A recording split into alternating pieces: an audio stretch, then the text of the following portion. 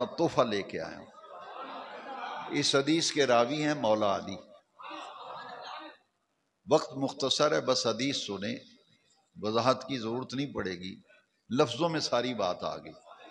حضور نے فرمایا مولا علی راوی ہیں حدیث کے، اور اس حدیث کو نقل کیا ہے امام جلال الدین سیوطی نے علیہ رحمہ، کیونکہ میں نفرتیں نہیں پھیلاتا، نہ میں محبتوں کی خوشبو بانٹتا ہوں۔ میں نے آج سارا درس اسی لیے دیا کہ ازواج رسول کا احترام، اس کی خوشبو پھیلے، اصحاب رسول کے ادب کی خوشبو پھیلے، اور حضور کی اولاد سے محبت ہر دل میں پیدا ہو جائے۔ تمہیں اندازہ ہی نہیں کہ حسنین حضور کو کتنے پیارے تھے۔ تمہیں دوترا پیارا لگتا ہے تو ذرا سوچ نبی پاک کو یہ دوترے کتنے پیارے ہوں گے۔ لو حدیث سنیں، حضور نے فرمایا حب اہل بیت نافع علی سبعۃ مواقع۔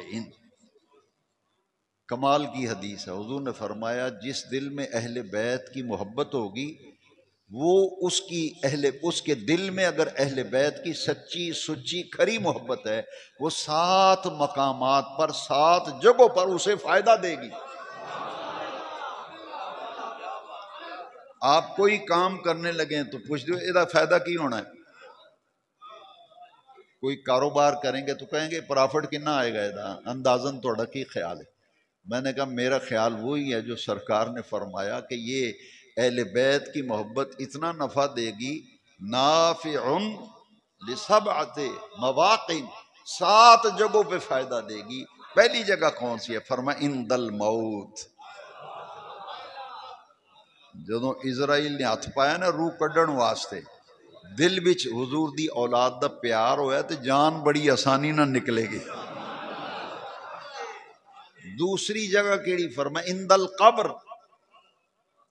جے دل وچ حضور دی اولاد تے آل دا سچا سچا کھرا پیار ہویا تے قبر وچ روشنی ہوئے گی، قبر وچ خوف نہیں آئے گا، ڈر نہیں لگے گا، وحشت محسوس نہیں ہوئے گی، اکیلا پن محسوس نہیں ہوئے گا۔